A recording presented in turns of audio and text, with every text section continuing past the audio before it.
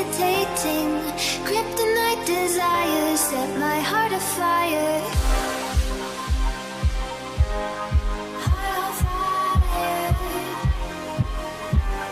Set my heart afire.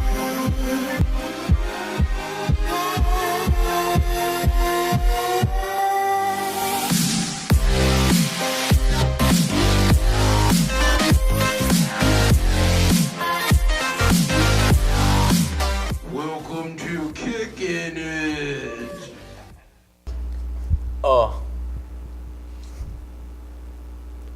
Hey! Welcome back to the Rodeo Bears. Coming up in the show, we look at the marching band, Continue to Spike, Continue to Fight, 6th grade camp, college applications, and everything you need to know for the PSAT testing day next week. You may have noticed an unusual phone alert next Wednesday afternoon. We all received it. This was the first test of the National Presidential Alert System. These alerts are similar to Amber Alerts and weather warnings, only on a nationwide scale. You also cannot opt out, so now FEMA can send emergency messages to everyone with a cell phone in the U.S. Can't wait to receive more cute texts from our buddy Donnie T. Seniors, important deadlines regarding college applications are approaching fast. An easy way to start the process is by filling out the transcript request forms available in the College Center. Dr. Moore recommends that students submit their transcript requests now, even if their list isn't finalized. There are a few other key components that need to be completed. Piper couldn't wait for answers, so she went straight to Dr. Moore. Can you please discuss sending test scores, SAT and ACT scores to colleges? Sure. So most schools out there are going to require those test scores being sent from College Board if you took the SAT or ACT if you took the ACT.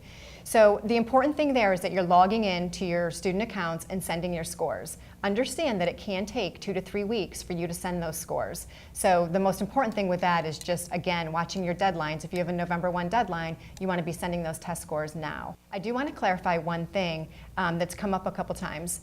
Sometimes schools ask for a counselor information form, and a counselor information form gets sent with every single college application, with every transcript we send. So if they ask for a counselor information form, you don't need to worry about a counselor writing a letter of rec. If they ask for a letter of rec, then you want a letter of rec, but there is a difference there, so keep that in mind. Can you please explain the coalition application? I know it's less popular for students to use, but I've heard that there's been some confusion with students and they feel that the coalition application is hard to navigate. Sure. So yeah, the tough thing with the coalition application is it's a new application. So it has not been around for very long at all, and so there is sometimes some confusion with the coalition app. The only reason you're probably using the coalition app is because there's 4 schools across the country right now that are coalition app exclusive. So if you apply to one of those 4 schools, you have to use the coalition app. So last year we probably had less than 5 students that used the coalition app. This year we probably have a few more than that. But the important thing to remember with the coalition app is that nothing changes for you as a student with regard to your letters of recommendation, school counselor letters. Nothing changes. It changes on our end, but not for you. If you're applying to a November 1 school, do not apply October 30th or October 31st. Try to get your application sent in before then, because everybody in the country is applying on October 31st and there will be issues. So do that earlier. Seniors, your first line of defense is to reference this college checklist that is available in the College Center, on the College Center website in Naviance, aka Family Connection. Dr. Moore is available for students through appointments, quick walk-in questions between classes, and during office hours. Her goal is to help make your college application process a successful one.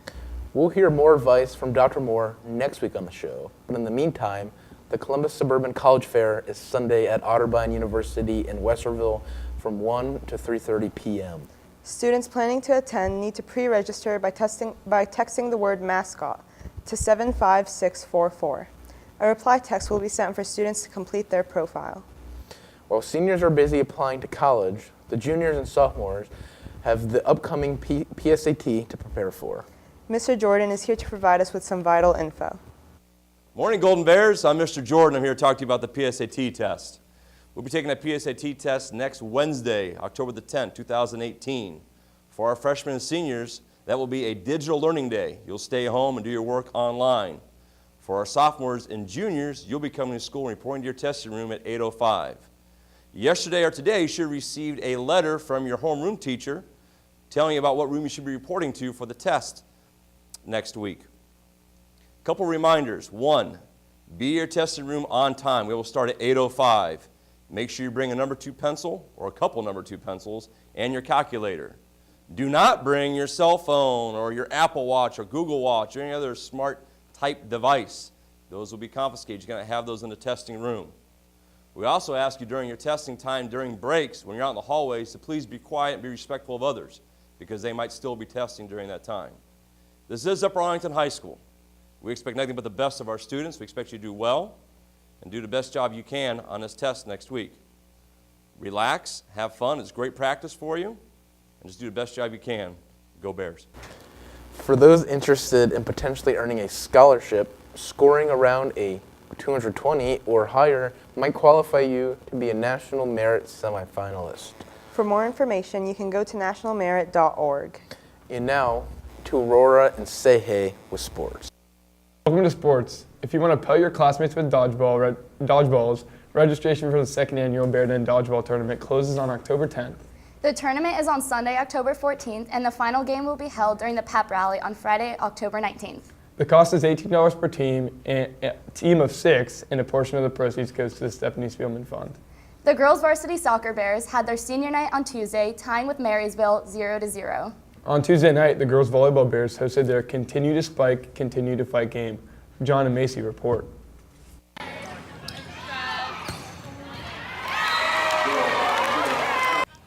On October 2nd, the girls volleyball team hosted their annual Dig Pink game. This event raises money to be donated to the Stephanie Spielman Fund for breast cancer research. The gym was packed with students, parents, and community members supporting the cause. Senior KG Grimm utilized this event for her capstone project, calling it Continue to Spike, Continue to Fight. In addition to ticket sales, t-shirts were sold the week prior, and a total of $3,000 was raised. For Macy Spielman, this has been John Deschler reporting for the WARL. The R2 Beavers won again last night over Westland, improving their record to 15-5. Athlete of the Week goes to Elizabeth McKenna for having the game-winning kill in the 5th set against Davidson. The Crew Bears have their first full-team regatta this weekend in Pennsylvania, with nearly 150 students traveling. The R2 Deers play away against Davidson with kickoff at 7 p.m. tonight. The theme is Blackout. Limited edition black towels will also be given out on a first-come, first-served basis. Boys varsity soccer will also play Bishop Watterson on Saturday at 6:30. Show your support by coming out to the game. The first 100 people will get a free t-shirt. In their quest for the franchise's first Stanley Cup, the Columbus Blue Jackets are celebrating with the new season with a party in the plaza with music, games, and prizes from Nationwide. The team is rolling out the blue carpet for fans to welcome players ahead of their home opener this Friday. The party starts on Front Street by Nationwide Arena at 3 p.m. on Friday. Arena doors open early at 5:30 p.m. and fans are encouraged to take their seats by 7 for the opening night show featuring individual player introductions. Now to Pips and Griff Dog on the couch. The attendance office has been overwhelmed with absences, with juniors and seniors out for 6th grade camp. Piper and I checked in with a few camp counselors to find out more about the camp experience. These past 2 weeks, around 100 seniors and 20 juniors had the opportunity to be 6th grade camp counselors at Camp Odeakwa and Hocking Hills. Students attended camp with the middle schools they went to and went for 3 days. I had a great time with my cabin. The little girls were really cute and a lot of fun. And my favorite moment was probably being coached through Fat Man Squeeze by Lloyd and Fernando.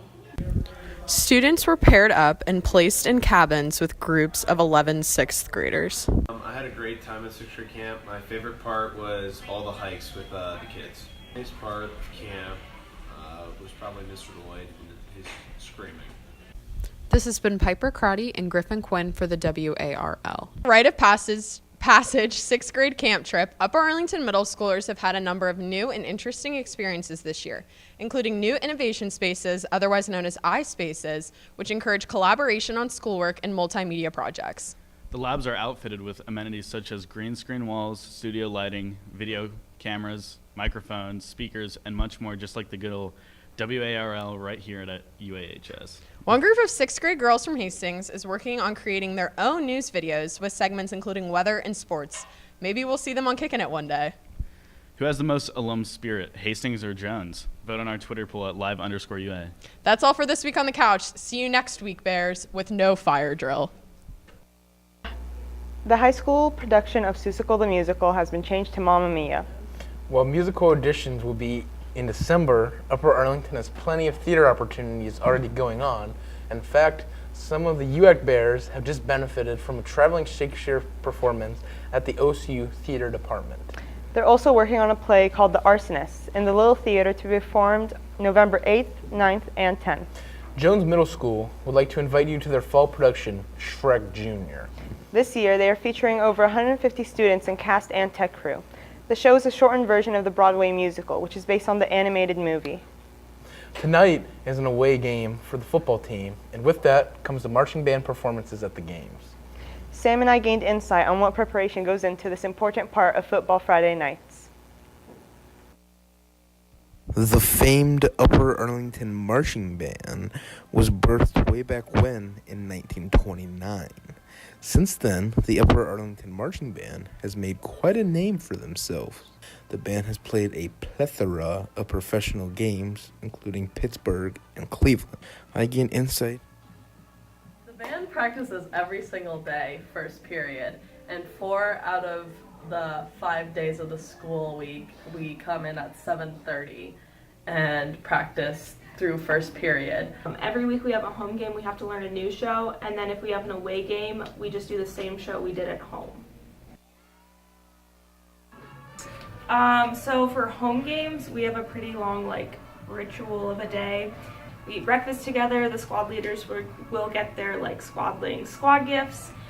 We come to school, we have practice at 7:30, we do band. After school, we have a spread at a senior's house. We do a mini performance for just the neighborhood.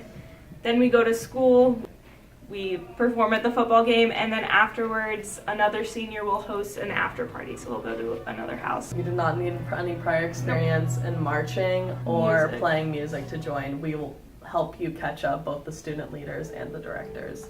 So if you want to join band, just come talk to one of our directors and they're...